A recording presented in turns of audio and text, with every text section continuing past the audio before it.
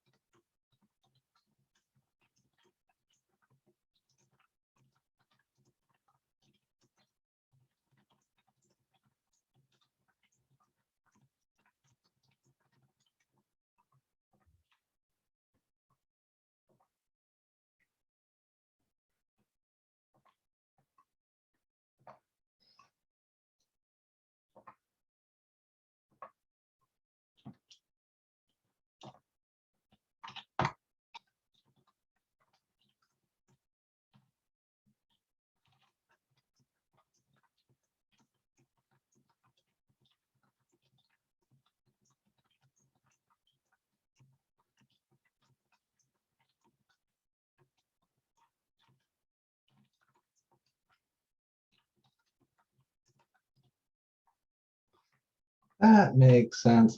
All righty. Good morning, guys. Welcome to class. I was sitting here scratching my head for a minute, going, where is everybody? And then I realized that I had posted the link to my Calc 1 class rather than to your guys' class. So sorry about that. Today we're going to continue talking about infinite series. So last week we introduced this concept of an infinite series in section 11.2, and we talked about a few special infinite series. Namely geometric and telescoping series. Today, I do want to give you a little bit more practice working with telescoping series, and then we're going to move into section 11.3, which is on something called the integral test. I did extend that homework from last week, so we did not get to talk about the integral test last week because I was sick on Wednesday. We lost that day. So the homework set that was originally going to be due today at the start of class is now going to be due on Friday. I will be opening up another homework set for you guys with the new material for this week. And that will be due next Monday, kind of following our normal system. But let me show you really quick here in WebAssign. So in WebAssign, this homework 11.2 and 11.3, that is now due on Friday instead of today. Yeah, the tests are graded. Fabrice, I think because you sent me the stuff, like we had an issue with your scan and you sent me the updated version. I've not had time to go back in and regrade yours yet. But yeah, all the tests are graded unless there was something strange like that going on. So I just need to wait till I have a minute to do some extra stuff, and then I'll go back and rescore yours with that updated file, Fabrice.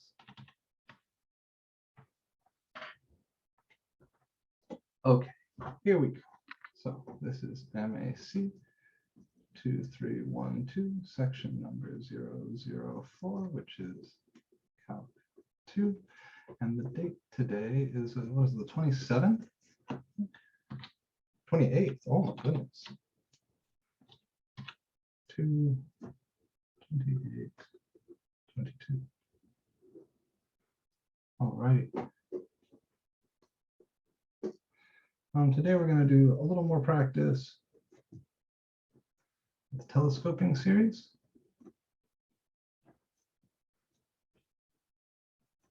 But the main thing we're doing today is the integral test, which is section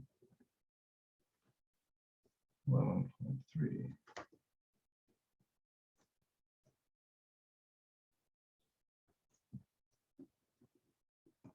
So you remember when we first introduced infinite series, I made a big deal out of this analogy comparing the concept of an infinite series to a type 1 improper integral.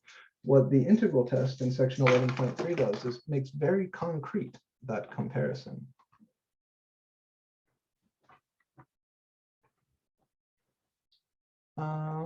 Fabrice, let me take a look at that. I think if the study guides came in, depending on when they came in, I went in and did one round of study guides before the test. But depending on when you turned it in, yours may or may not have been marked. But if you attempted every problem, you're going to get 25 minutes. So don't stress the grade on the study guide. As long as it's complete, you will get full credit.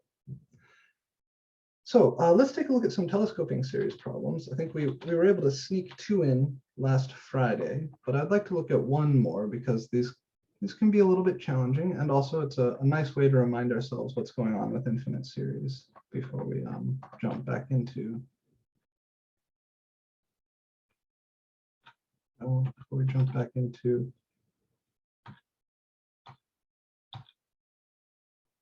let me do this one. Yeah, working full force with series.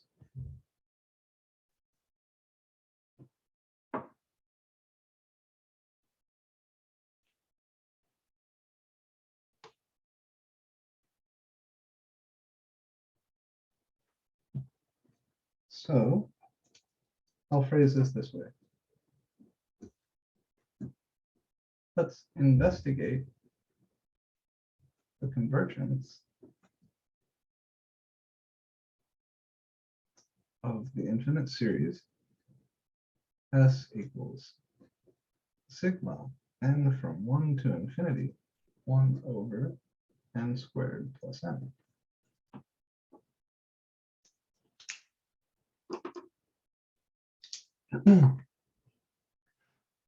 The problem is quite open-ended, and it's up to us in general to figure out what technique to apply. So far, we only have a couple techniques. We have the test for divergence, where we can look at the limit as n goes to infinity of an. If that's not 0, we learn that the series diverges. If that limit is 0, the test is inconclusive and we don't learn anything. We can ask ourselves, is this a geometric series? Or we could ask ourselves, is this a telescoping series? Those are the only 3 things we have so far. The test for divergence will be inconclusive on this series. Just a nice way to remind ourselves what we've done so far. So the first test we learned was the test for divergence. And here, if we look at the limit as n goes to infinity of an, if this comes out to anything other than 0, we would learn that the series diverges. If this comes out to 0, the test is inconclusive and we don't learn anything. Well, the top is 1, the bottom is n squared plus n. Both n squared and n go to infinity as n goes to infinity. This is like 1 over infinity squared plus infinity, which is definitely 1 over infinity. Right? Infinity squared, well, that's huge, right? And infinity plus infinity, that's infinity. So this is 0. And that means that the test is inconclusive. The series might converge, the series might diverge. It could go either way. This limit from this test doesn't tell me anything. Now we can ask, is this geometric? Can I write this series as sigma some constant times some other constant to the n? Well, no, right? N squared plus n, this 1 over n squared plus n, that's not some constant raised to the n. So the only thing we could hope to do with this is treat it as a geometric, treat it as a telescoping series.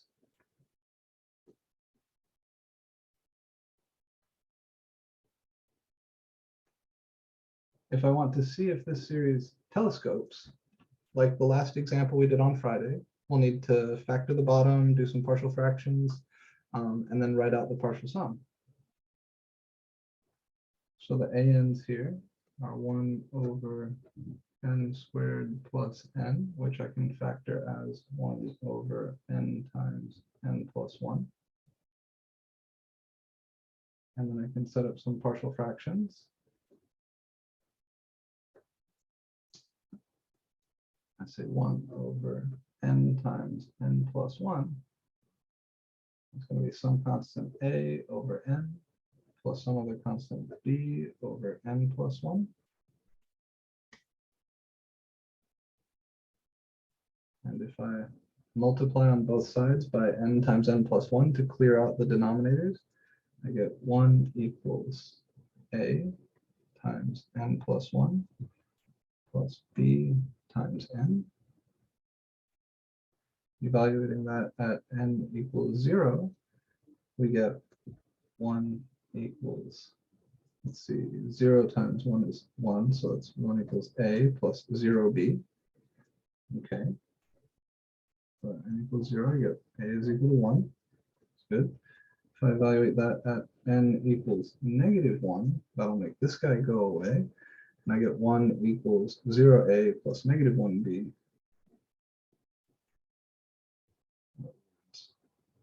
B is -1.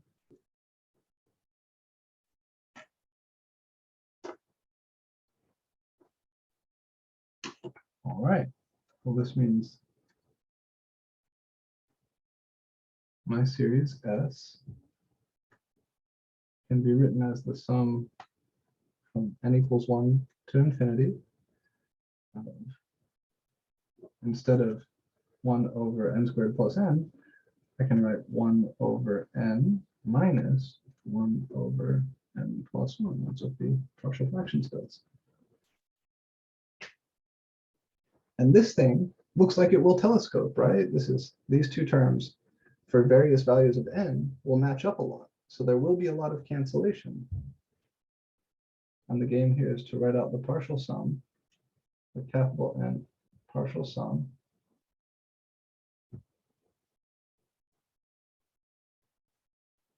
Give yourself lots of space. And you write out terms until you see the cancellation. You write out that many terms at the start until you see the cancellation pattern. And then you write that many terms at the end. So when I plug in little n equals 1, here, the first term of the sum is 1 over 1 minus 1 over 2. And my advice would be don't simplify these, just write them exactly as they come out.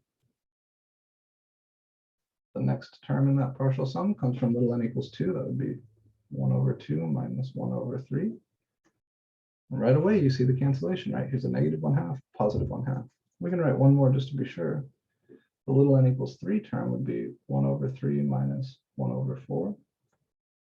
And again, you see the negative guy here cancels with the positive guy here. I'll write out the last 3 terms, say. So in the capital Nth partial sum, the third from last term is little n equals capital N minus 2. So it's 1 over cap n minus 2 minus 1 over cap n minus 1. Plugging capital N minus 2 in for little n here. The little n equals cap n minus 1 term would be 1 over cap n minus 1 minus 1 over cap n. And the little n equals cap n term would be 1 over cap n minus 1 over cap n plus 1. So here it is. This is the full capital Nth partial sum. If I'm a little lost, remember, it's not a bad idea to index these.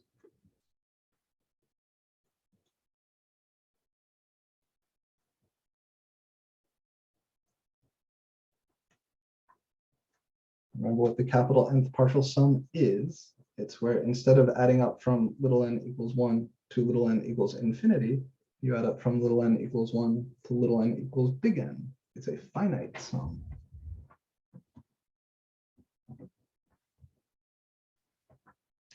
Questions on the partial fractions or on the writing out of the partial sum? Questions so far?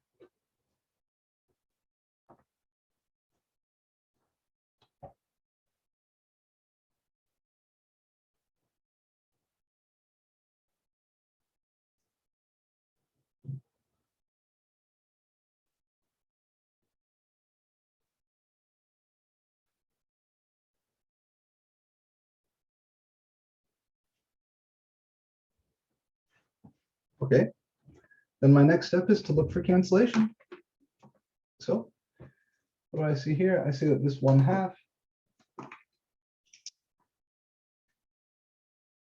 will cancel with this 1/2. I see that this 1/3 will cancel with this 1/3. Gone, gone, gone, gone. I see that this 1 over n minus 1 will cancel with this 1 over n minus 1. Gone, gone. I see that this 1 over n will cancel with this 1 over n. Gone, gone.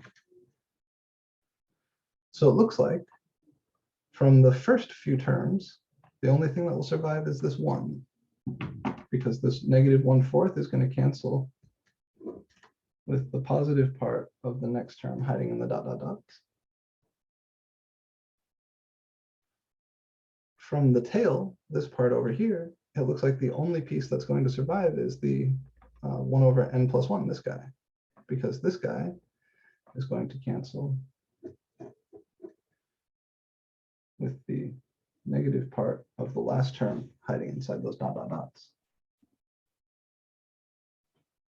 So what we get is that the capital Nth partial sum, Sn, is equal to 1 minus 1/n+1.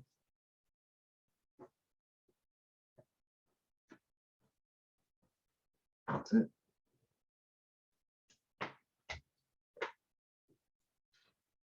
That's all the hard work for this problem done.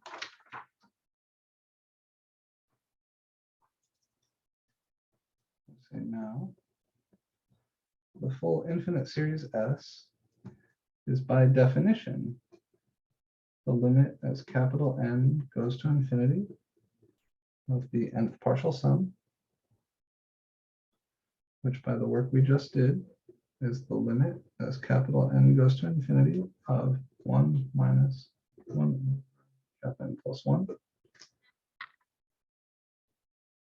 And as n goes to infinity, this 1/n+1 term is going to go to 0. So this is 1 minus 0, or just 1. And again, by definition, this means that the infinite series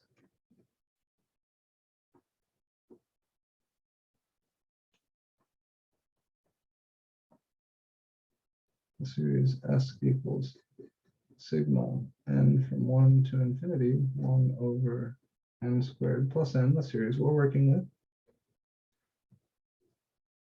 converges and has sum, the value of that infinite series when you add up all those terms is 1.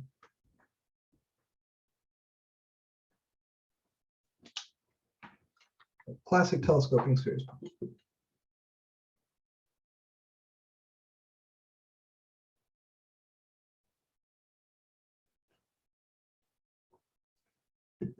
Any questions on any part of this argument?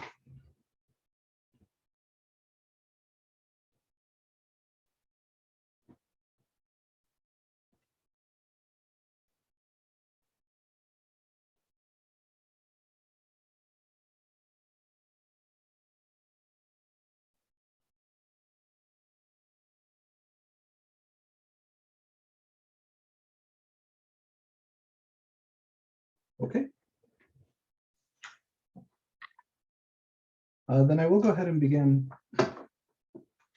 11.3.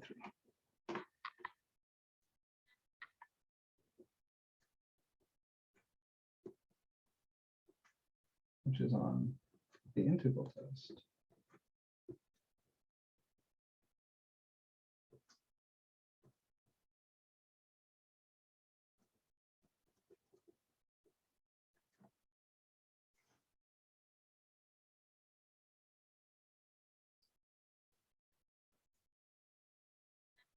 What the integral test does is takes a series, right? Somebody, the book or me, somebody gives you a series that you want to work with. You want to know whether that series converges or diverges.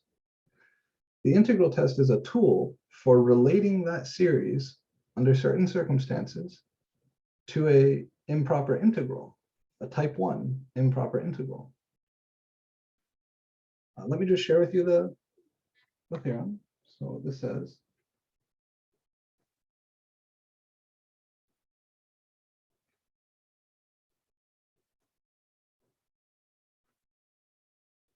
that if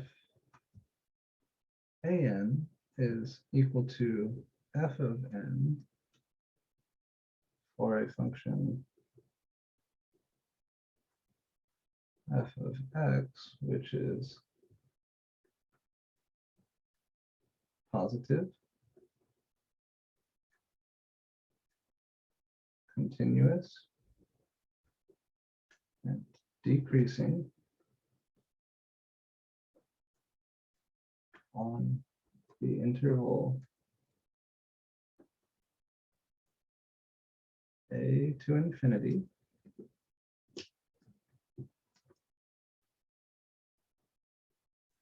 then the series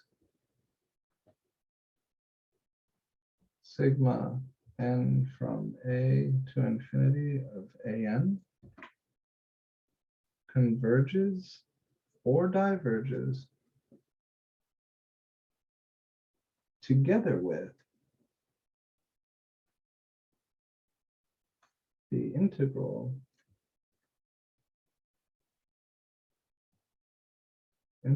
from a to infinity f of x dx.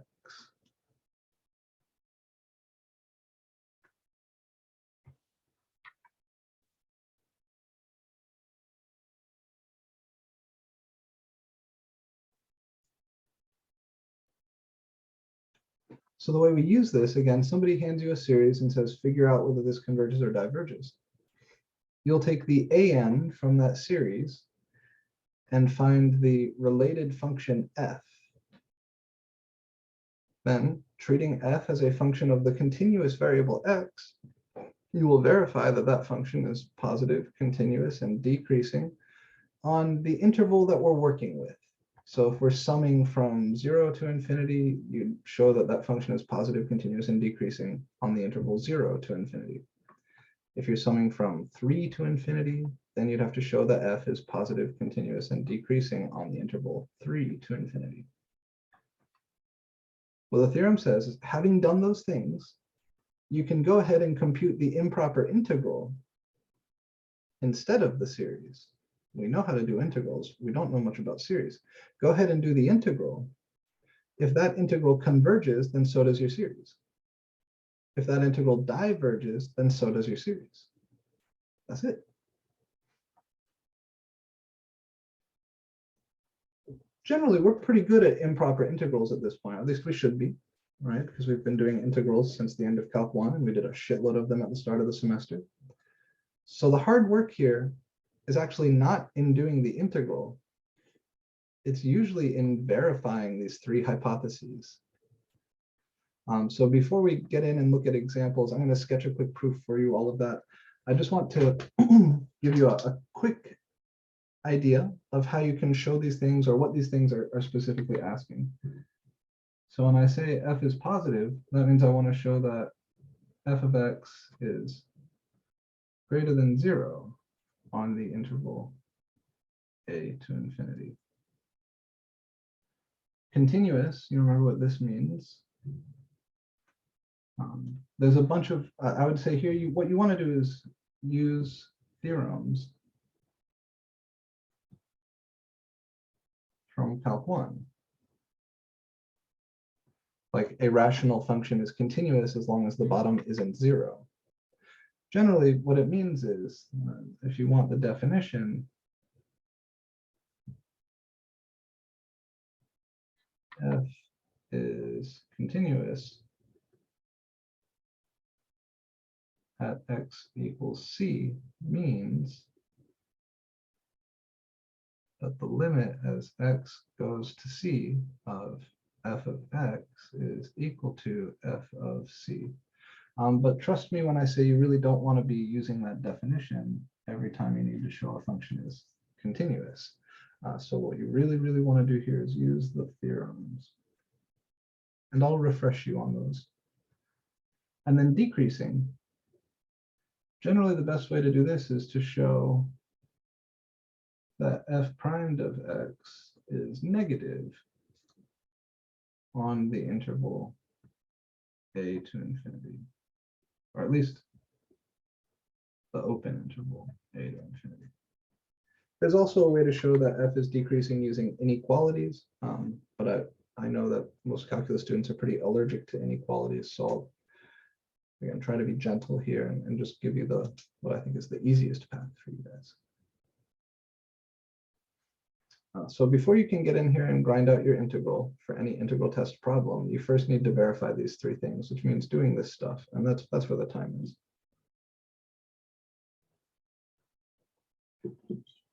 Okay. A quick idea of why this is true. Sketch.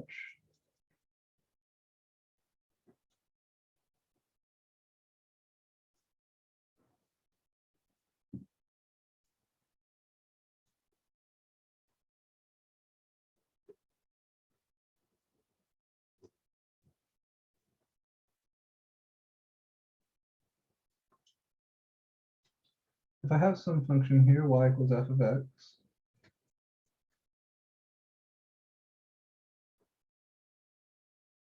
and it agrees with the sequence an at the integers, meaning like, okay, the blue dots here are the graph of the sequence.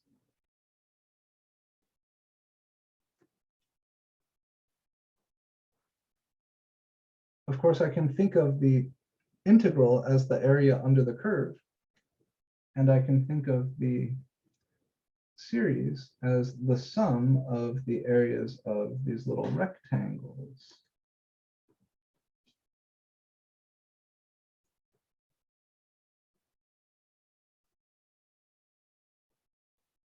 And if I structure the rectangles so that their endpoints come from their height comes from the right endpoint, the area of this guy is A1, A2, A3, and so on. Then here we can see that the series is going to be smaller than the integral. I can shade the integral. The area measured by the integral is the pencil area here.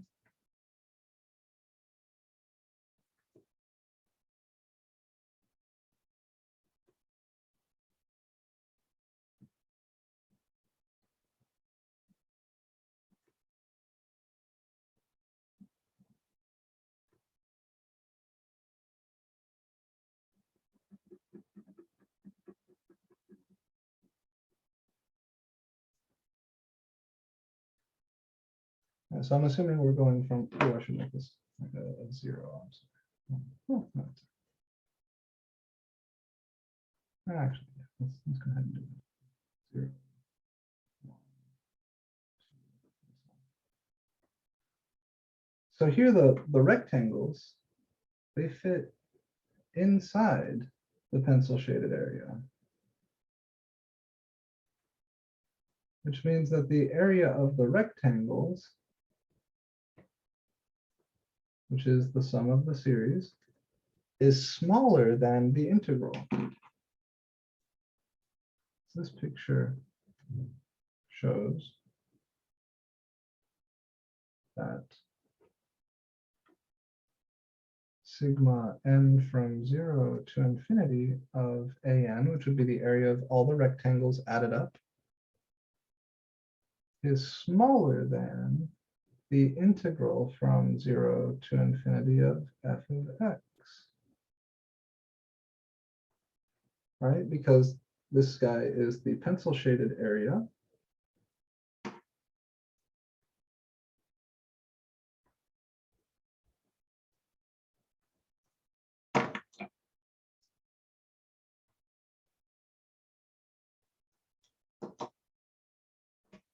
And this guy is the sum of the blue rectangle areas, right?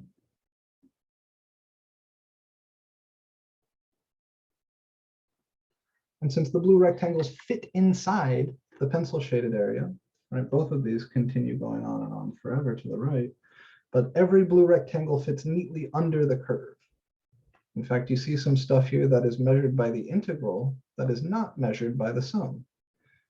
So the integral is all the pencil area going forever and ever and ever to the right. The series is all the blue rectangle areas going forever and ever and ever to the right. Since the blue rectangles fit completely inside that pencil shaded area with a little bit of space left over, the pencil shaded area, which is the integral, must be larger than the blue shaded area, the rectangle area, which is the series. from this it follows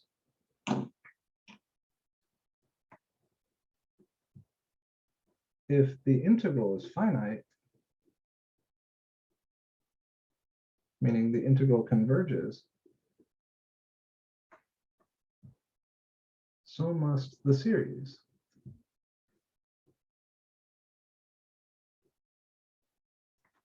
Right? If the pencil area, the bigger of the two, is finite, then the blue rectangle area, the smaller of the two, must also be finite.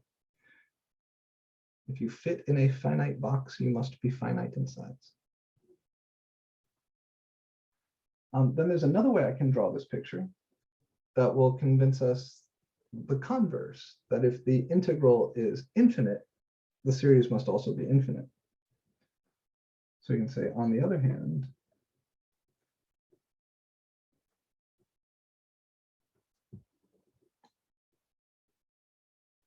drawing the picture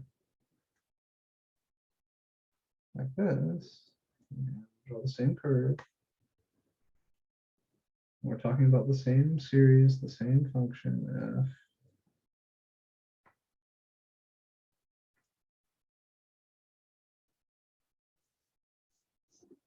On the other hand, if I kind of go with the left endpoint Riemann sum type picture, so the height of each rectangle being specified at the left side,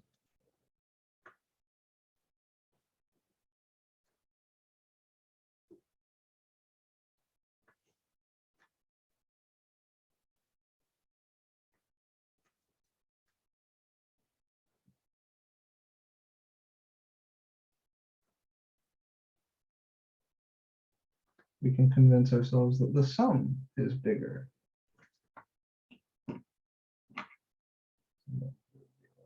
A0, A2, and so on. The pencil shaded area is now contained within the blue rectangle area just by sort of shifting the endpoints.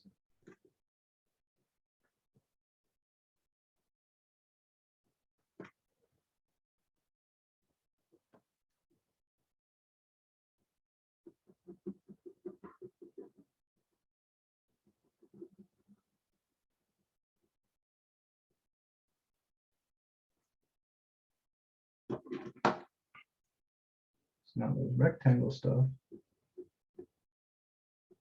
that isn't being measured by the integral. So the rectangle stuff has to be bigger.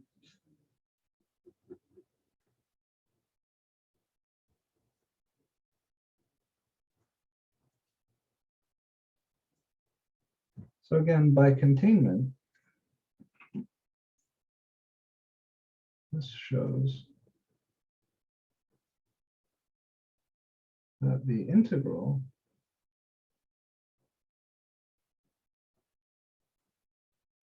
has to be less than or equal to the series.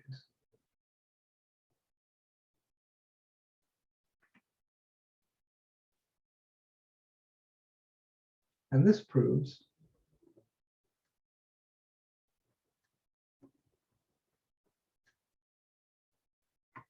that if the integral diverges, if the pencil area is infinite, then the series must also diverge. Right? Because the series here, the rectangle area is bigger than the pencil area. If the pencil area is infinite, then the rectangle area also has to be infinite. In other words, this tells us that if the integral, one sec, guys. This tells us that if the integral is divergent,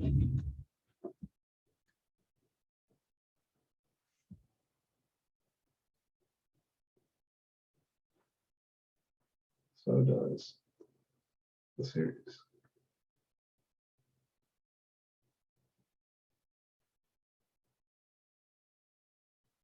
And these two statements together are the integral test. So it says if the integral converges, so must the series.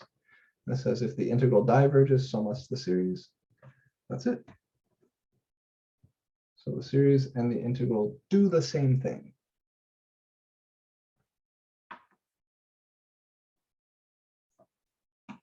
And sort of the whole thing here is that you just shift over to go from one picture to the other. Left endpoints versus right endpoints, just like with your Riemann sums.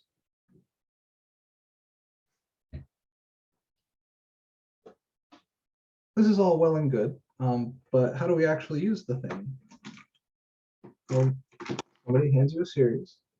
You find the corresponding function, verify that that function is positive, continuous, and decreasing, and then compute the integral. If the integral is convergent, so is your series. If the integral is divergent, so is your series. I'd like you to think about how this picture would fall apart if the function isn't necessarily positive or isn't necessarily decreasing, isn't necessarily continuous.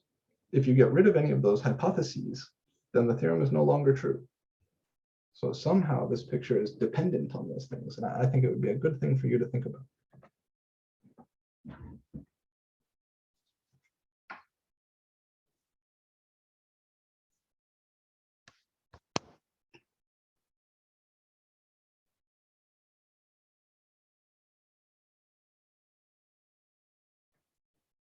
Let's try a problem. Here's a series very similar to the one we just did. Let's investigate the convergence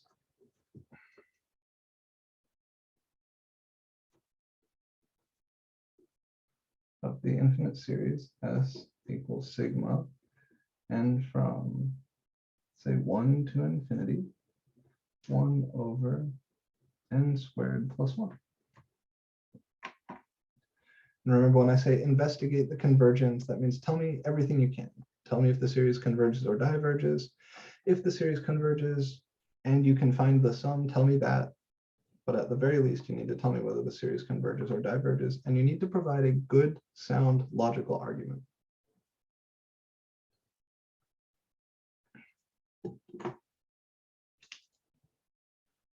We can ask, can I use the test for divergence?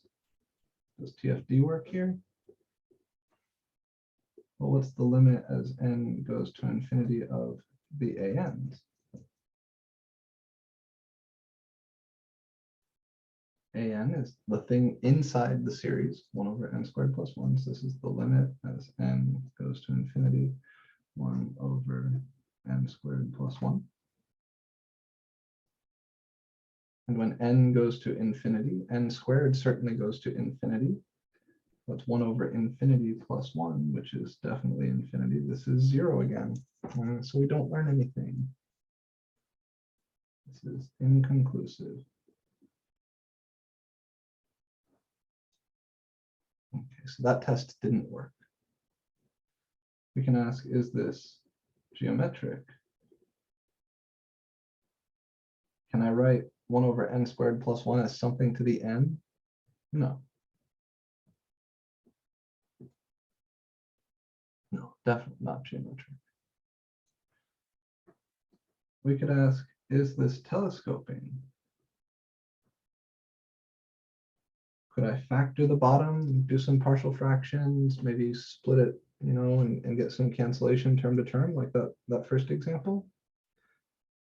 Well, here, n squared plus 1, this doesn't factor. Not over the real numbers, at least. So we're dead in the water. I can't factor the bottom and do PFD. The bottom doesn't factor. So nope, not a telescoping series. Okay, then well, we better use the thing we just learned. Right? That's why we have this new trick. We have this new tool called the integral test.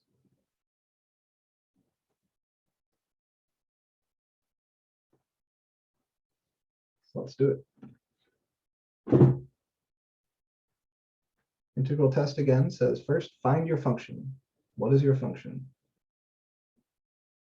Well, an is 1 over n squared plus 1. So the corresponding function f of x would be 1 over x squared plus 1. Right? Just swap the n's for x's. And when you do the integral test, I actually want you to do this. I actually want you to write down that function because we're going to do a bunch of stuff with it. We need to show or ask ourselves, is this a positive function? Is this function continuous? And is this function decreasing? Only if the answer to all three of these is yes, can we do the integral test. If any one of these is a no, then we're really fucked. Then we're out of stuff to try. But it's going to be okay. Still, you need to check. And you need to practice going through these checks. On the test, let me tell you right now, on the exam, an integral test problem is going to be about half the points for showing these three things, and about half points for computing the integral and making the right conclusion. If you don't show these three things on a test problem where you're using the integral test, the best you can get is half credit. So positivity. Remember, we said we need to show that f of x is greater than 0.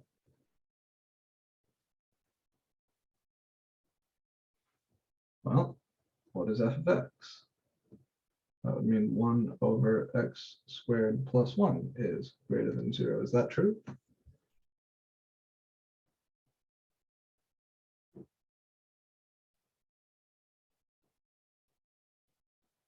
It might depend on what x values you're talking about.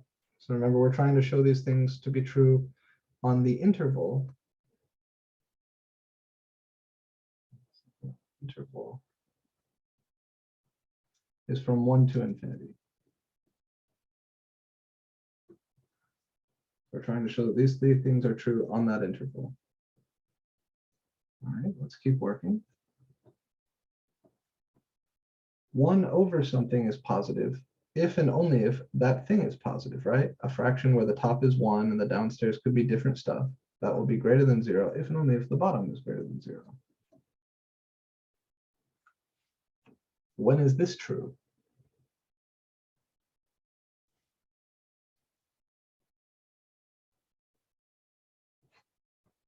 Well, x squared, if you take a number and square it, you'll always get something that's greater than or equal to 0.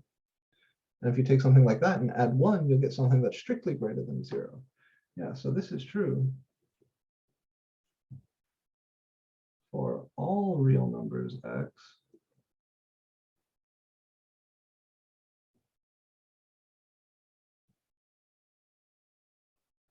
because x squared is always greater than or equal to 0. And that would imply that x squared plus 1 is not only positive, but greater than or equal to 1.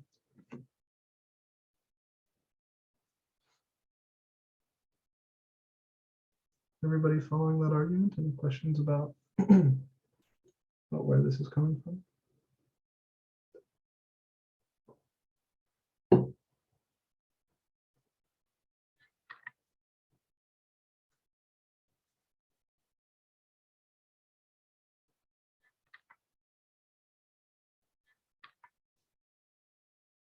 Okay.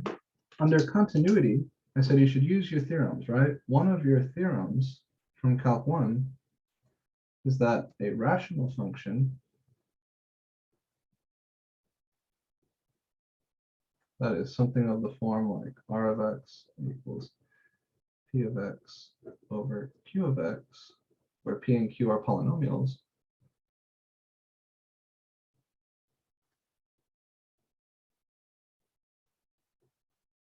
are continuous except when the bottom q of x is equal to 0. So there's one of those theorems from Calc 1.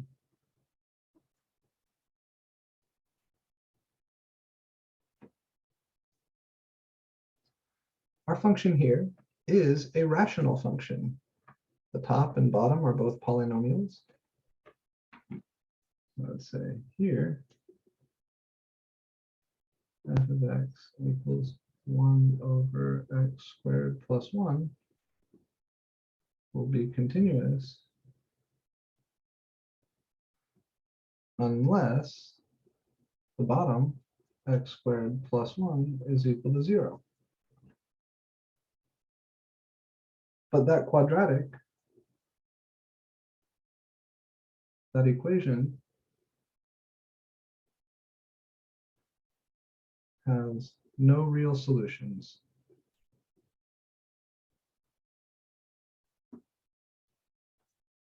Right? It's an irreducible quadratic. That's what we said earlier. That doesn't factor, right?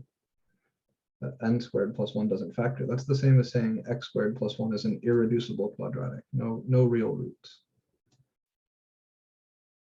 So yeah, f is continuous.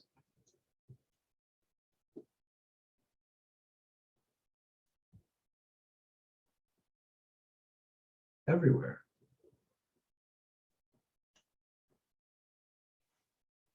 Not just on the interval 1 to infinity, but on all real numbers.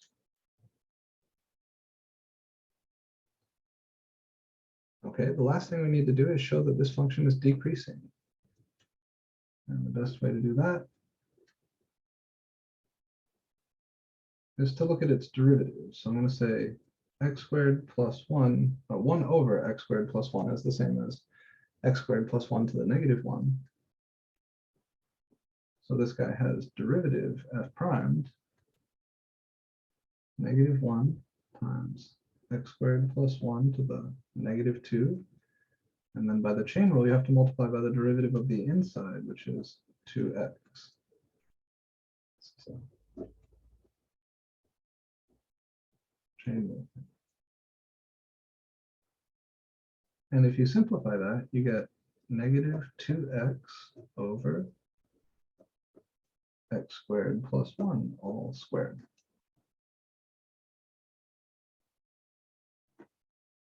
And just keep in mind what you're trying to do. You're trying to show that this function is decreasing, which means you're trying to show that this derivative is negative. So I'd go on to say, so f primed of x is less than 0 if and only if negative 2x over x squared plus 1 squared is less than 0.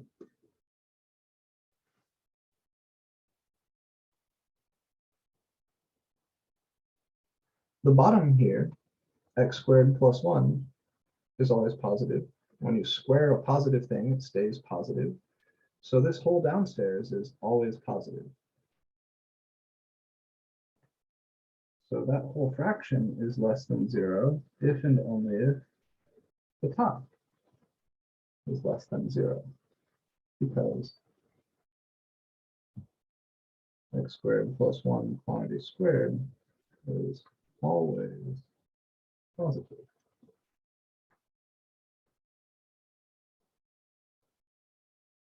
And then this is true if you divide both sides by negative 2. This is true if and only if x is greater than 0.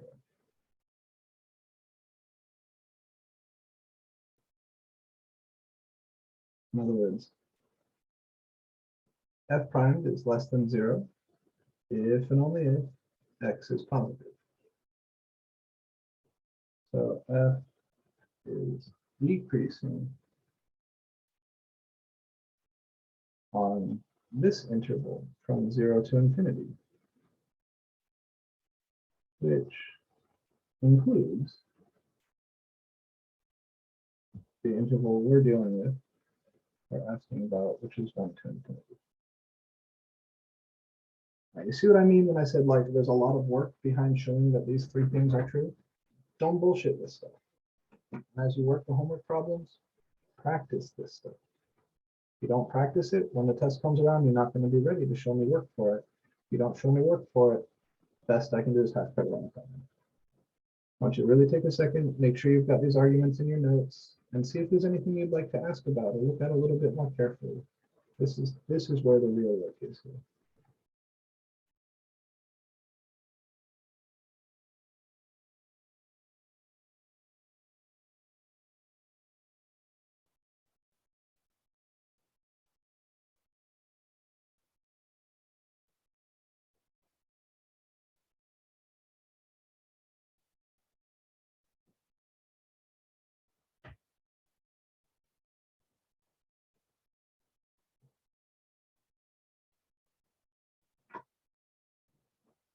Okay, just an organizational note.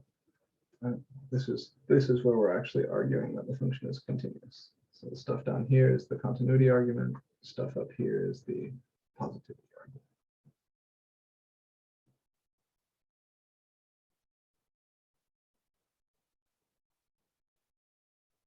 We all remember how to show a function is decreasing by showing its derivative is negative.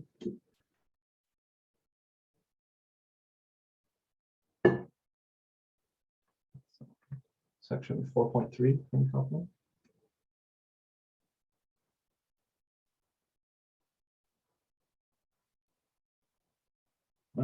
That's three big checks. This function is positive on 1 to infinity. This function is continuous on 1 to infinity. This function is decreasing on 1 to infinity. Now we're ready to solve the problem.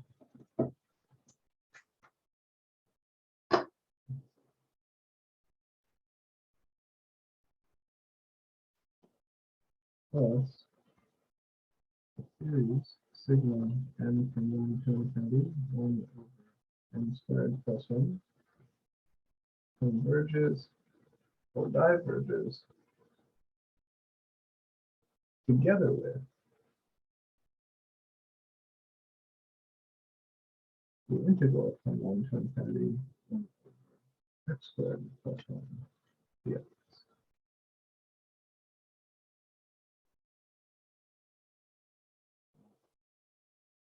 Those three things we just showed says the integral test can be used here, that the series and the integral will do the same thing. I want to know whether the series converges, and I know how to do this integral. So I should go ahead and do this integral. And if I learn that this integral converges, I deduce that the series converges. If I learn that this integral diverges, I can deduce that the series diverges.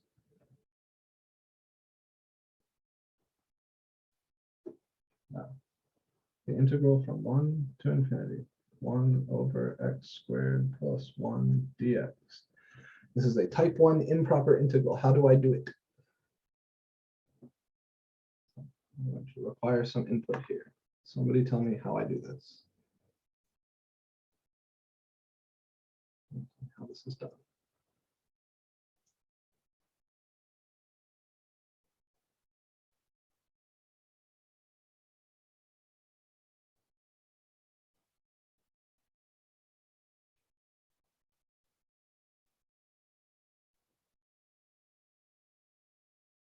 Two points on the next exam to the first person who can tell me just the first step.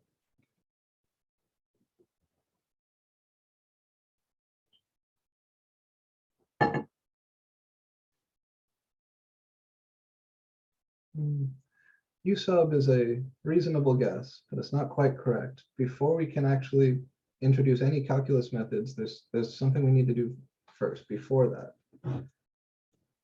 Yeah, we got it there. It came in a DM. Oh, and I think Thomas actually hit it first. Good shots from Matthew and Thomas. Thomas in there just by like a half a second. Yeah, we need to begin by writing this as a limit. Right, as with all improper integrals, we have to start by writing it as a limit of a proper integral. And since he suggested using the variable t, I will use the variable t. So we write this integral from 1 to infinity as limit t to infinity, integral 1 to t, 1 over x squared plus 1 dx. If we were going to do u sub, this is the stage where we could now do the u sub, but it's actually not a u sub thing. So Thomas, next test, 2 free points. Nicely done. All right, I'm in a giving mood right now. So Thomas has already earned himself 2 percentage points on the next test. Can anybody tell me how we solve this integral now that we have correctly written it as a limit? What was the first step towards finding our antiderivative? U sub's a reasonable guess. It just doesn't happen to be correct for this one.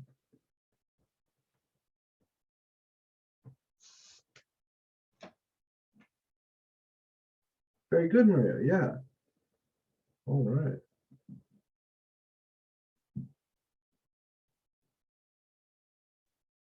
Thomas and Maria earning some extra credit on that next exam. Yeah, this is an arctan integral. This is actually, there really isn't much to do here.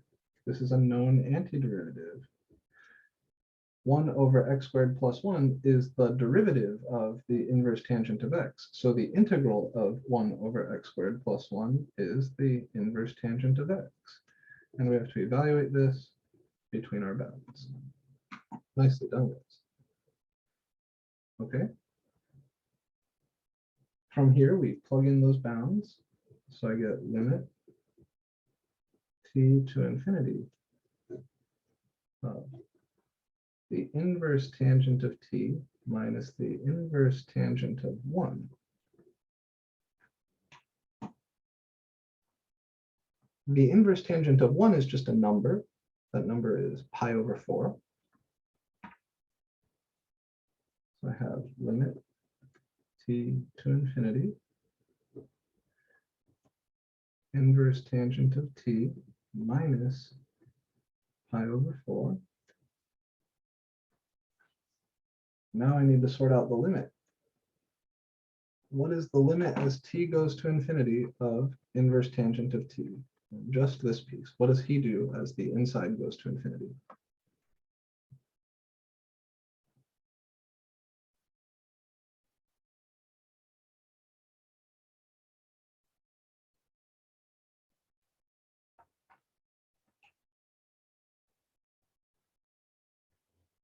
Excellent. Yeah, King got it. King and Matthew. That guy goes to pi over 2. So this is pi over 2 minus pi over 4.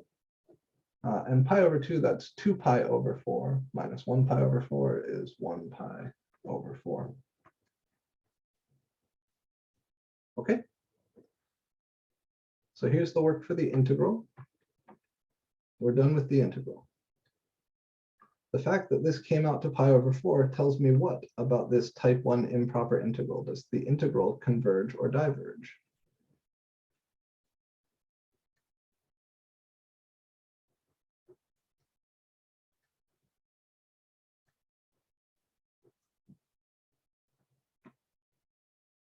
The integral from 1 to infinity, 1 over x squared plus 1 dx converges. All right. And now finally, look at the very top line here. The series 1 over n squared plus 1 sigma 1 over n squared plus 1 converges or diverges together with the integral that we just did. So we can say, therefore, our series sigma n from 1 to infinity 1 over n squared plus 1 must also converge. And that is the full solution. So we had to first go through all that work to show that the function f of x is positive, continuous, and decreasing. Having done that, we can say, okay, the series and the integral do the same thing. Then we compute the integral. Since that integral comes out to a finite number, we know that that integral is convergent. Therefore, by the integral test, I want to insert that here, by the integral test,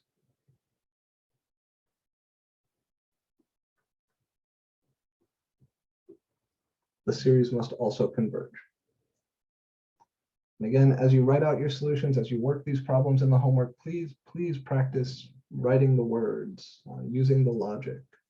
That's the place where people lose points most often on exam 2 is faulty or incomplete logic.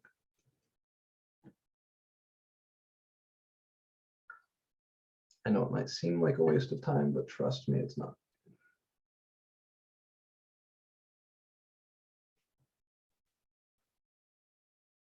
Any questions on this?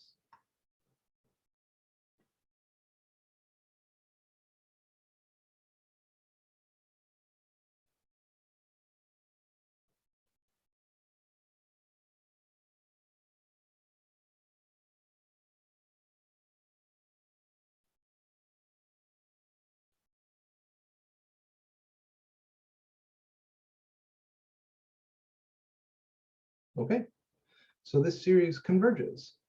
This is a convergent series. I do have a little comment here.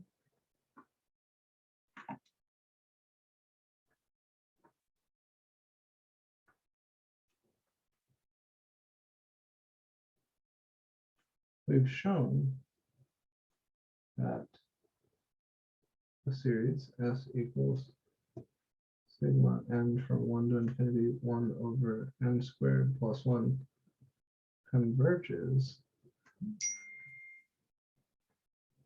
But have we found the sum? I guess it's more a question than a comment.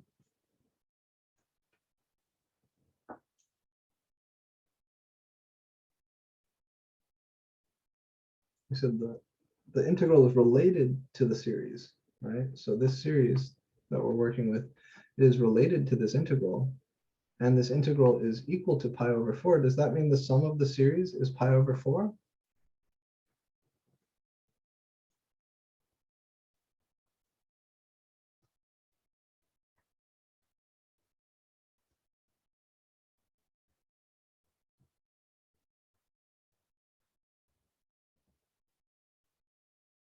That's an annoying sentence, isn't it? Is s equal to pi over 4 as the integral is? The answer here is no. In general, the sum from wherever to infinity is not going to be equal to the integral. Remember the picture, there were little bits of the rectangle that stick out. Yeah, so these guys aren't equal. So the integral test doesn't find the sum of the series for you. It just tells you whether the series converges or diverges. It tells you that the series and the integral do the same thing regarding convergence, but their actual values could differ by quite a bit. If you look in the textbook, they actually get quite quantitative about this. They do give you some inequalities. There's a section in here, a portion of this section on estimating sums. There's an estimation theorem in here. I'm not going to hold you guys responsible for that estimation theorem. We'll get to that in just a second. So here's the estimation, right? It tells you that the remainder term of the tail can be bounded between these two integrals. But in general, it's just not true that the series and the integral are equal to each other. They are similar, they're related to each other, they converge or diverge together, i.e. they do the same thing, but they do not have the same value. Okay.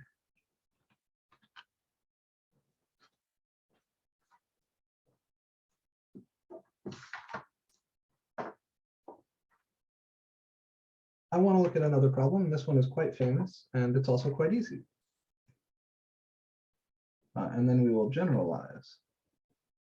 So let's investigate the convergence of the series S equals, and this time I'm not going to give it to you in the sigma notation. I'm going to give it to you in the long written out notation, and we'll have to put it into the sigma notation. Sure, we can go back a little bit.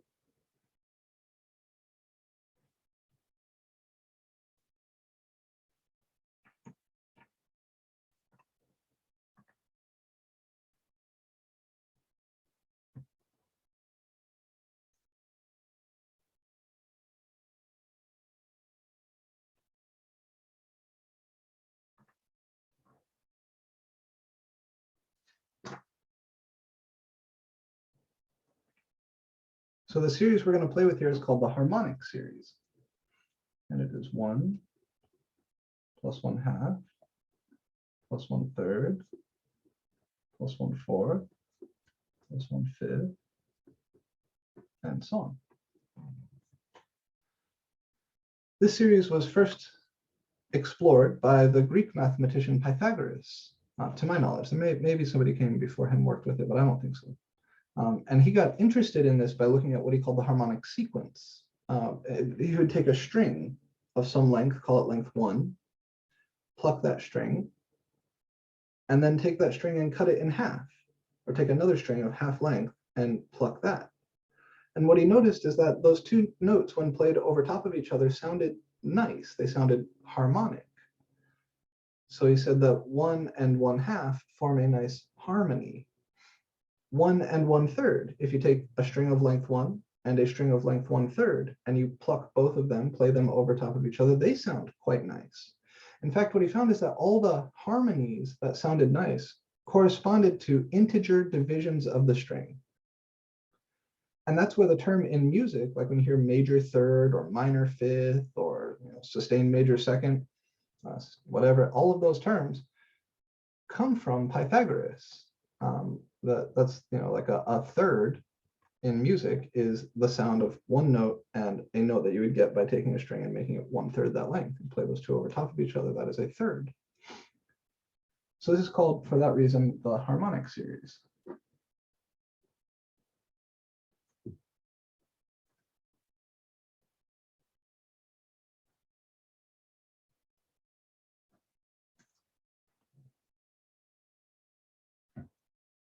I intend to use the integral test on this series.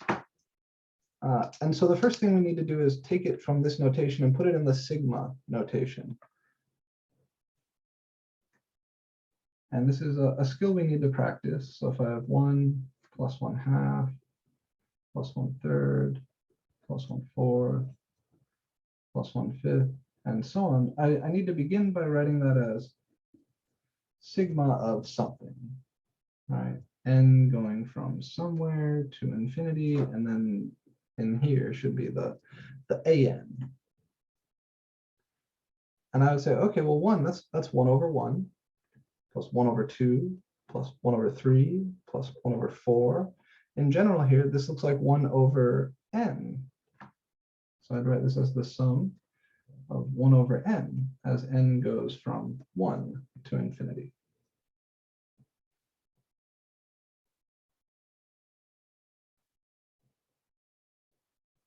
So the AN here are 1/n, which means that the corresponding function f of x is 1/x. Now I'll set up my integral test.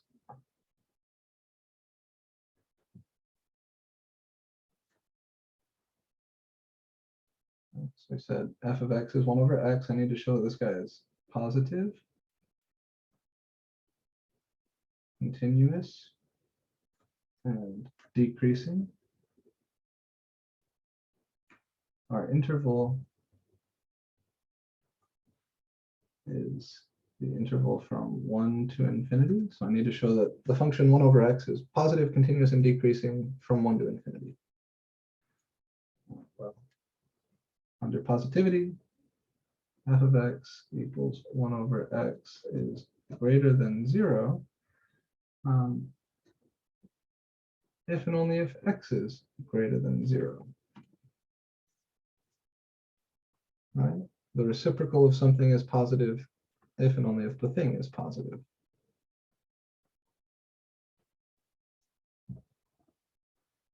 i.e., f is positive on the interval, open interval 0 to infinity, and that includes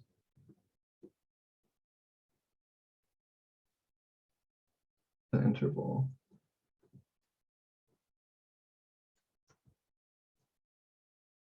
1 to infinity. So this is good. We are positive.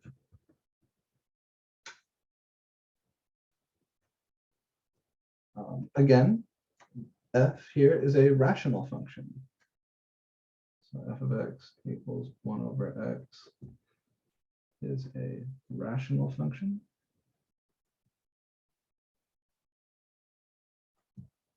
So f is continuous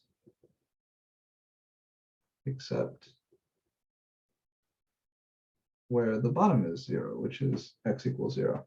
And generally, that's the requirement I will hold you guys to. So when you're telling me that this function is continuous, just tell me where it's not continuous or what would make it not continuous. And that will convince me that you understand well enough that f is continuous. You don't need to work with the limit definition of continuity. That's both cumbersome and not insightful. So where is 1 over x continuous? Well, it's a rational function. The only way this thing could fail to be continuous is if the bottom was 0. The bottom is 0 when x is 0 because it's just 1 over x. And 0 is not in the interval 1 to infinity. So yeah, f is continuous on the interval 1 to infinity.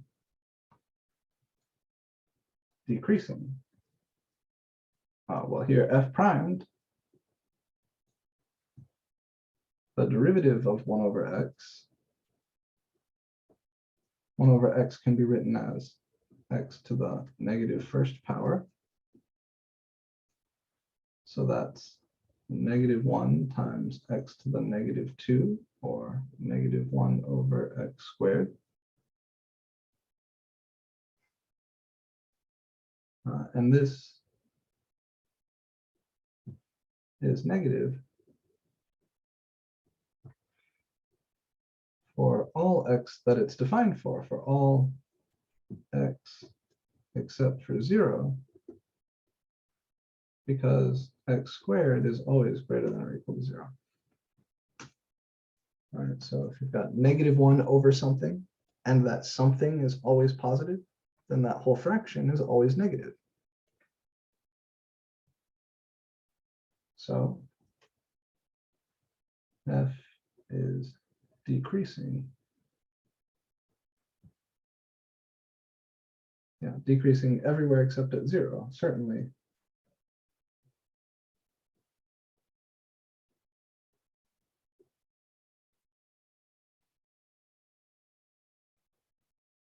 And that would include, right, everywhere except at 0. Includes the interval 1 to infinity. So positive continuous decreasing. Check, check, check. We Gucci.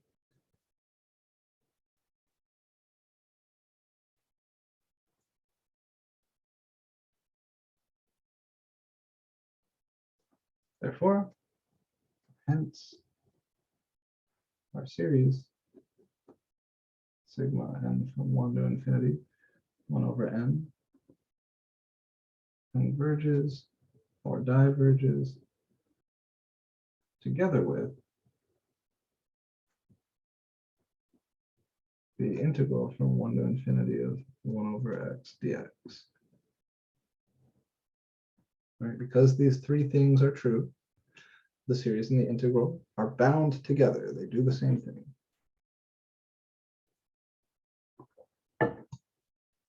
Now we compute the integral. The integral from 1 to infinity of 1 over x dx. Well, again, we write it as a limit. Say lim t to infinity, integral 1 to t, 1 over x dx, which is the limit as t goes to infinity of the natural log of, or I should say absolute value of t. I'm sorry, absolute value of x evaluated from 1 to t, which is the limit as t goes to infinity, natural log absolute value t minus natural log absolute value of 1. Natural log of 1 is 0, as always. And as t goes to infinity, the natural log of t goes to infinity.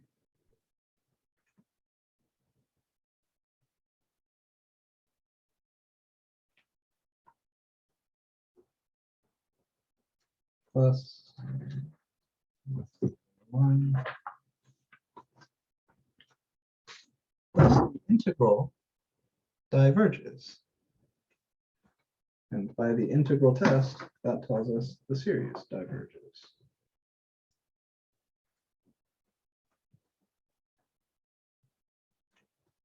Plus the integral from 1 to infinity 1 over x dx diverges.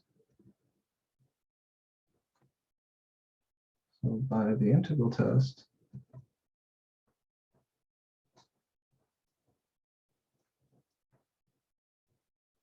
our series S equals sigma n from 1 to infinity 1 over n, he has to diverge also.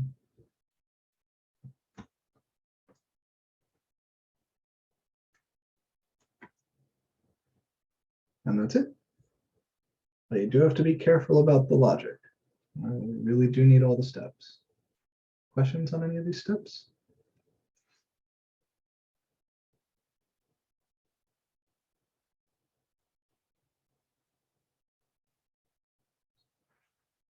Certainly, yeah. I would say that the first problem we did, the 1 over n squared plus 1 series, that would be totally fair game on a test. This would be honestly a little easy for a test. Both of these, by the way, can be done faster with other techniques.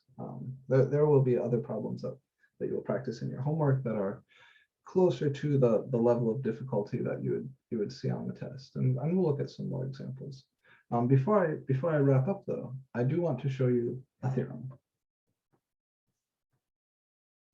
So I claim that this integral 1 over x dx from 1 to infinity, we could have done that a shitload faster by remembering one of the theorems from section 7.8.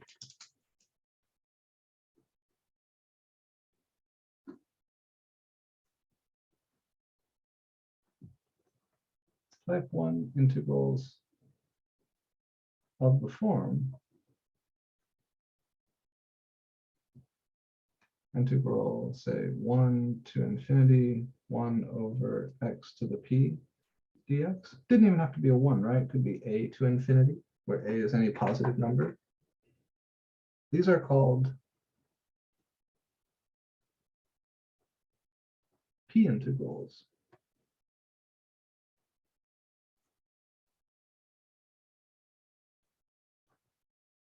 And we proved the following theorem back in section 7.8, that p integrals converge if p is bigger than 1 and diverge if p is less than or equal to 1. You guys remember this?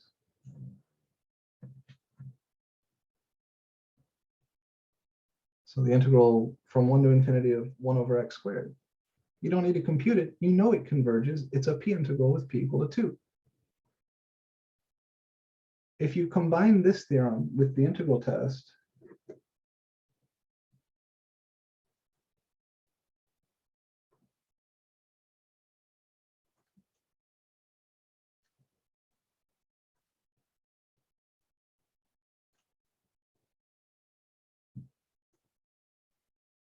we get a similar result for all series of the form sigma n from, say, a to infinity 1 over n to the p, where a is a constant, positive constant. So like this, where a greater than 0 is a constant, and p is any constant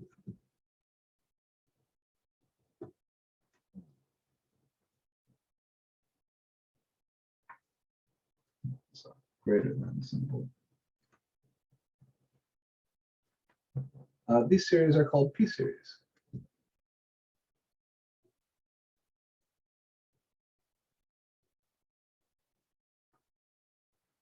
So like the series version of a p integral is called a p series. Right? It's just instead of 1 over x to the p, you've got 1 over n to the p. Instead of integrating from a to infinity, you sum from a to infinity. So a series like this is called a p-series. Has to be exactly like this. Has to just be 1 over some power of n. Can't have any plus other bullshit over here or any like sine of n bullshit up here. It has to be just exactly this. But then you get the following theorem. By applying the integral test to these series, you're able to immediately relate this series back to this integral. And this integral, we know, converges if p is bigger than 1 and diverges if p is less than or equal to 1. So the theorem here is that p-series converge if p is bigger than 1 and diverge if p is less than or equal to 1.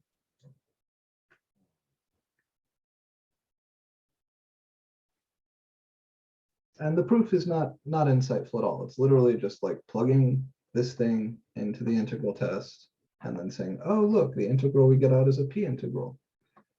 And then applying the theorem we have on p integrals. But I do want to show you a quick example. Let's say investigate the convergence of the series S equals sigma n from 1 to infinity about 3 over n squared minus 4 over 5 to the n.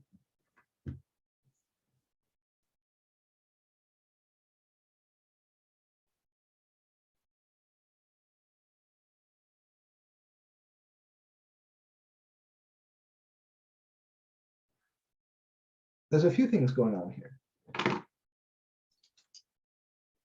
First, what we're going to do is use the rules, the algebra rules for the sigma operator we introduced last time to split this guy up.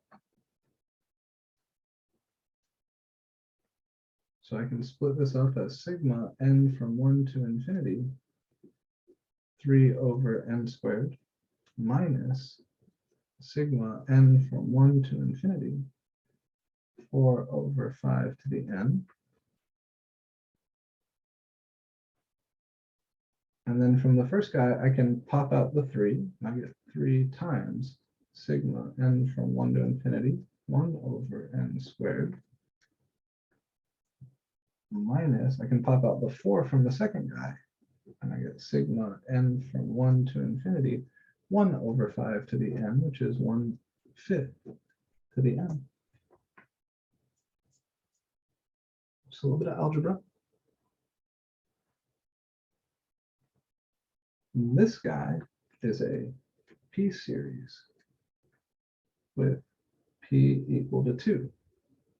So he is going to be convergent, right? Because 2 is bigger than 1. This guy is a geometric series with absolute value of r equals absolute value of 1/5, which is 1/5, which is smaller than 1. So he also converges.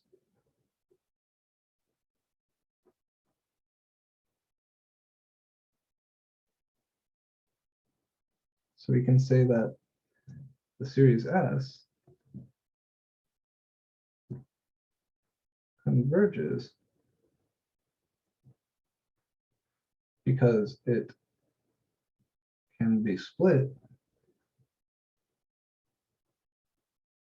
into 2 convergent series.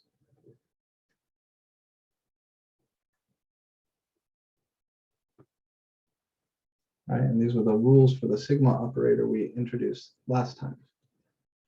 So I take my series, I split it up, bring out the constants. This first guy, this piece right here is a p-series with p equal to 2. Because 2 is bigger than 1, that is a convergent p-series. This guy right here is a geometric series. His common ratio is 1/5. So because the absolute value of r is 1/5 is less than 1, he also converges. And if I have sigma an minus sigma bn, and both of those converge, then I can think of them as the one series that we started with, and that must be a convergent series. So we're getting to a place now where we can start kind of applying multiple different things, and you'll have to think a little bit strategically. That is it for today. So I'll go ahead and end it here for today. You can finish up the homework from last week, which was 11.3. I extended that through to Friday. Please don't slack on that though. Go ahead and try to knock it out as soon as you can.